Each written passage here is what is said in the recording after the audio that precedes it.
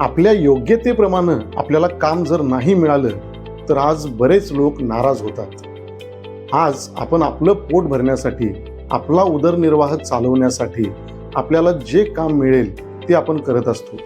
आज या जगात असे बरेच लोक आहेत ज्यांना आपल्या परिस्थितीमुळे जे हाताला काम मिळेल ते काम करून आपला उदरनिर्वाह चालवावा लागतो आणि जगावं लागतं। आज कोणतंही काम हलकं किंवा भारी नसतं।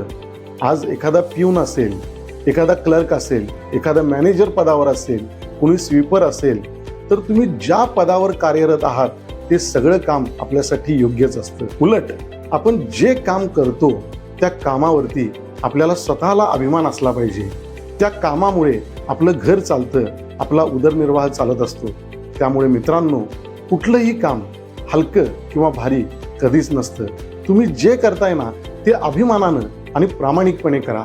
शेवटी काय, आपल्या हाताला मिळालेलं काम ही ईश्वर सेवा असं समजून काम करत राहावं जोमात, आणि जे आपल्यावर हसतायत ते उद्या जातील कोमात।